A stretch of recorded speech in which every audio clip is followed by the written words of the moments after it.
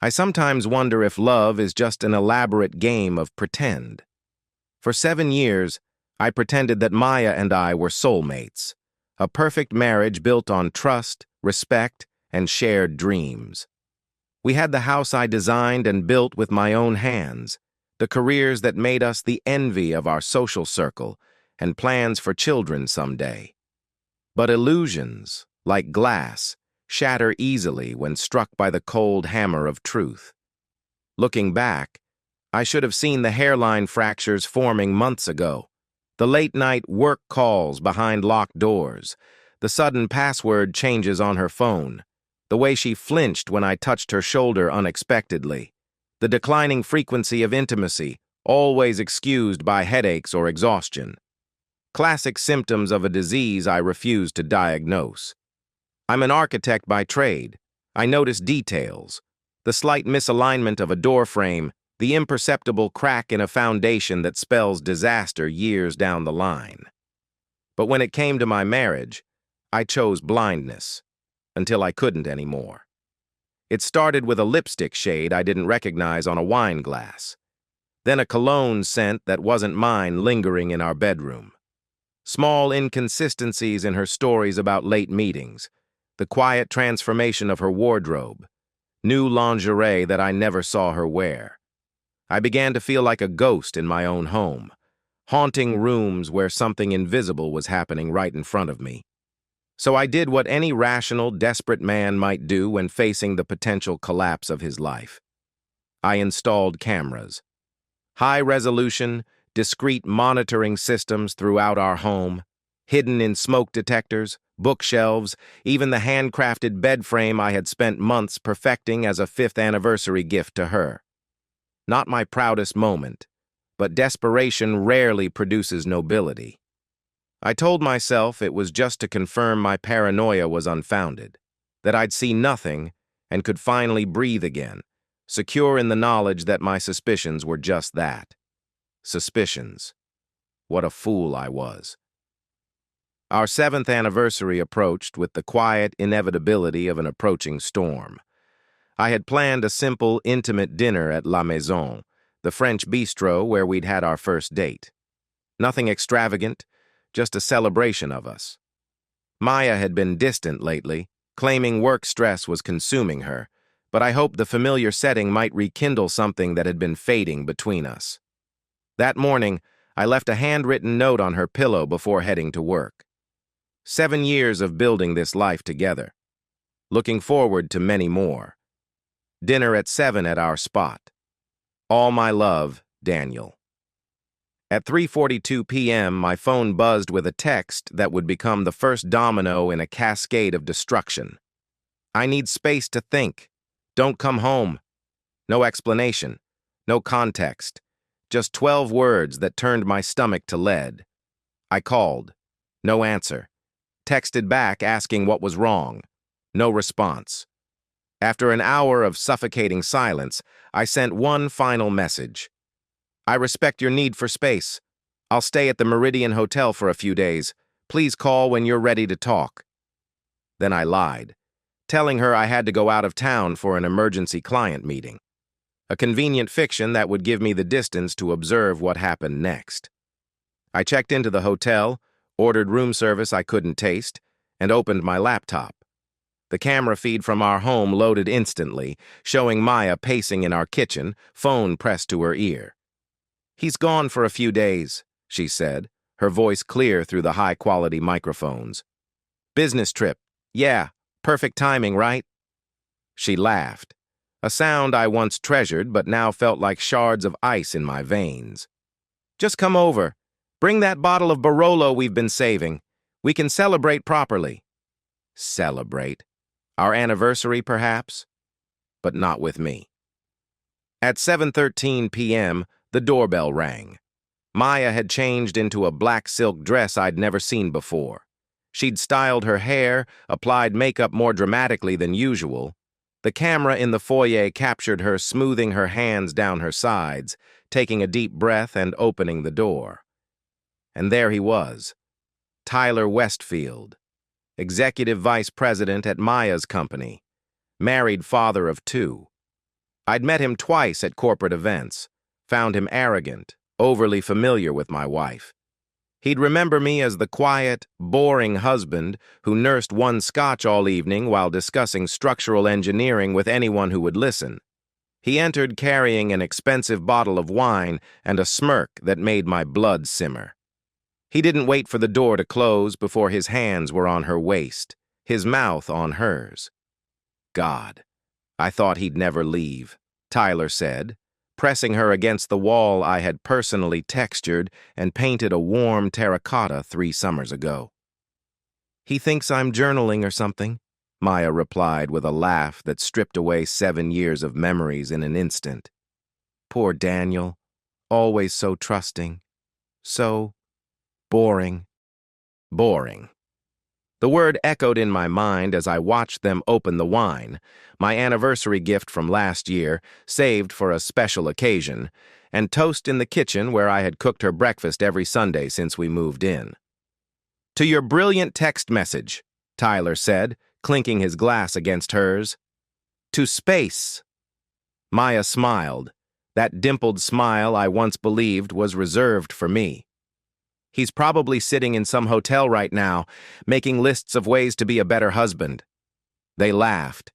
They drank. They ordered takeout from the Thai place down the street. Pad Thai for her, green curry for him. He knew her order. Of course he did. And then they went upstairs to our bedroom, to our bed. The bed I had designed and built from walnut and maple, sanding each piece by hand until it was satin smooth. I watched through the camera as another man undressed my wife on sheets I had changed just that morning. I closed the laptop. Some details don't need to be witnessed to be understood. For 3 days, I existed in limbo. I went through the motions of eating, showering, sleeping, but felt detached from my body.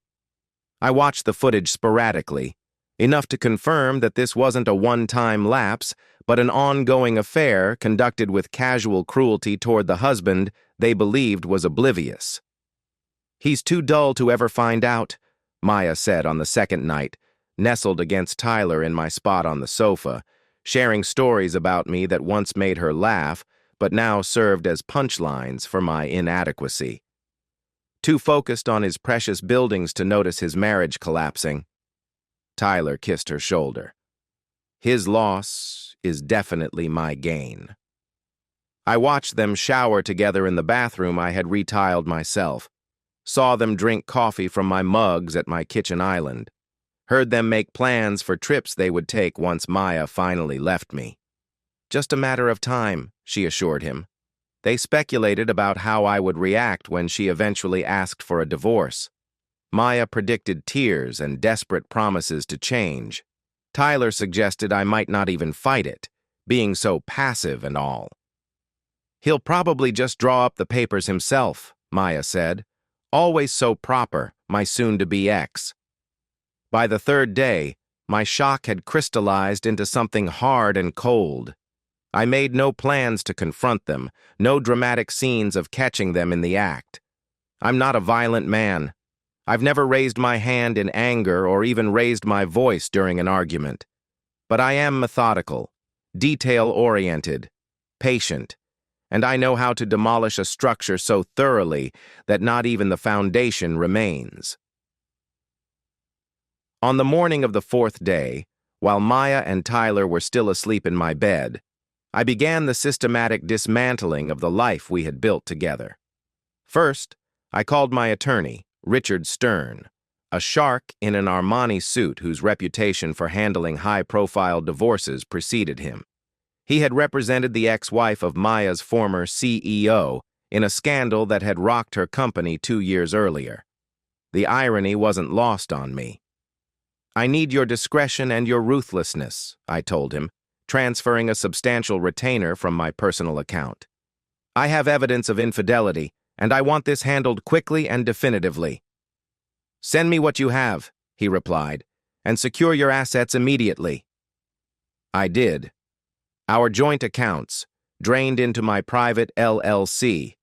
The investment portfolio, transferred to my name only.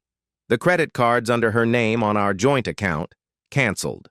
The emergency fund she didn't know about moved offshore. Next, I listed our furniture on high-end consignment websites. The dining table we'd selected together in Milan. The custom sofa that had taken 6 months to deliver. The artwork we'd collected during our travels. Within hours, dealers were making arrangements for pickup. But the crowning achievement was Maya's designer collection, her pride and joy. Handbags, shoes, and clothing worth tens of thousands accumulated over years of investment purchases, as she called them. I photographed each piece meticulously and created auction listings with detailed provenance information. Collectors snapped them up within hours, paying premium prices for barely worn Chanel, Hermes, and Balenciaga. By noon, I had liquidated approximately $87,000 in assets. By 2 p.m., I had compiled and edited the most damning footage from the cameras, creating separate packages for various recipients. Maya's devoutly religious parents received a carefully edited montage that spared the explicit details, but left no doubt about their daughter's infidelity and casual cruelty. "Your daughter has betrayed her marriage vows and mocked her husband behind his back," I wrote in the accompanying email. "I thought you should know the truth before the divorce proceedings begin." Tyler's wife, Stephanie, received a more comprehensive package, complete with timestamps that aligned perfectly with his business trips and late meetings. I included screenshots of text messages between him and Maya, discussing their future plans together. "I'm sorry to be the one to tell you this," I wrote to her, "but I believe you deserve the truth, as do your children." The HR department at their company received the most professional compilation, focused entirely on the misuse of company time, resources, and the ethical violations of their relationship given their positions in the corporate hierarchy.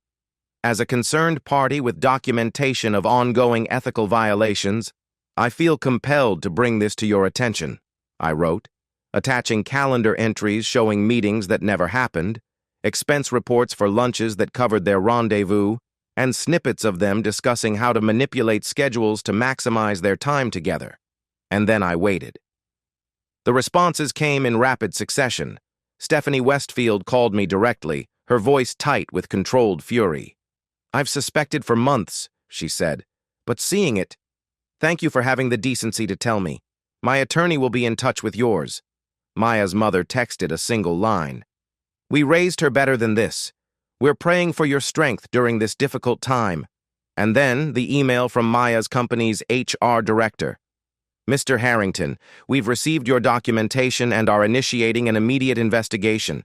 Both parties have been placed on administrative leave pending our findings." By evening, everything was in motion. The furniture removalists had come and gone. The walls were bare where our photos had hung. The closets emptied of everything except a few of Maya's oldest items, things she no longer wore but hadn't discarded. I made one final trip to the house while they were still out, presumably dealing with the sudden collapse of their separate worlds. I placed a USB drive on her pillow with a handwritten label. "For your reflection." On it, I included every minute of footage I had collected, every conversation, every mockery of our marriage, every plan they had made for their future at my expense. I added copies of the emails I had sent, screenshots of their messages, and financial statements showing the now empty accounts. And finally, I added a letter, not of rage or hurt, but of cold finality. Maya. By now you'll have realized that your actions have consequences beyond our marriage. I've respected your request for space and taken it several steps further. The house is empty, because our life together was empty long before I removed the furniture. The money is gone because trust, once broken, cannot be refunded. Your reputation is damaged because you damaged something far more valuable. The 7 years I invested in a partnership that meant nothing to you. I will not fight you. I will not beg. I will not even hate you, as that would require an emotional investment I'm no longer willing to make. You have what you asked for. Space to think. I suggest you use it wisely. Daniel. In the bathroom, I took her favorite red lipstick, the one she had worn for him, not me, and wrote 5 words on the mirror. "You wanted space. I gave you exile." Then I left the house I had designed and built, knowing I would never return. The aftermath unfolded like a perfectly executed demolition. Maya called me 17 times that night. I let each call go to voicemail. Her messages evolved from confusion to outrage to desperate pleading. "What have you done? How could you expose me like this? My parents won't speak to me. My job is gone. Please, Daniel, we need to talk. I'm sorry. I made a terrible mistake. We can fix this." I texted a single response: "Contact my attorney. All communications will go through him from now on." Tyler's wife filed for divorce the morning after receiving my evidence. The preliminary hearing didn't go well for him. The judge was particularly disturbed by hotel receipts showing he had taken Maya to the same resort where he had celebrated his anniversary with Stephanie just weeks earlier. Maya's company moved from suspension to termination within days after their investigation confirmed she had falsified expense reports and misused company resources to conduct the affair. Tyler, being more senior, faced additional charges of creating a hostile work environment and abuse of power. Someone, not me, leaked portions of the footage to Reddit, where it went viral under r/pro-revenge. Maya's social media accounts were flooded with messages that ranged from mockery to outright harassment. She deleted her profiles within hours. Her family maintained their silence. Her friends, many of whom were mutual, chose sides quickly, most distancing themselves from the scandal. I moved to Portland, where my architecture firm had been quietly establishing a second office for the past year. I purchased a modest apartment under my new LLC and began rebuilding my life piece by piece, like a new construction rising from cleared ground. 3 months later, I received a single email from Stephanie Westfield. "The house is listed as of today. I'm handling the sale personally. Poetic justice, don't you think? P.S. Tyler lost custody appeal. Karma works in mysterious ways." Attached was the listing for my former home, photographed to highlight its spacious primary bedroom with custom bed frame and gourmet kitchen perfect for entertaining. The asking price was 20% above market value. I smiled for the first time in months. Some might call what I did cruel, excessive. Perhaps it was. But architecture taught me that when a structure is fundamentally compromised, you don't patch the cracks. You tear it down and start over. Maya wanted space to think. I gave her a lifetime of emptiness to reflect upon the home she destroyed. And in that destruction, I found something unexpected. Not happiness, not yet, but freedom from the beautiful glass house of illusions I had built around our marriage. Sometimes the only way to move forward is to leave nothing behind. And so, we've reached the end of today's story. Was it what you expected, or did it take a twist you didn't see coming? I'm curious to hear your thoughts. Share them in the comments below, and let's get a conversation going. If this story kept you hooked, make sure to hit that like button. And if you're new here or just haven't subscribed yet, now's the perfect time to join our community. I bring you fresh, captivating stories every day, so click that subscribe button and turn on notifications so you never miss out. Thanks for watching, and I'll see you in the next one.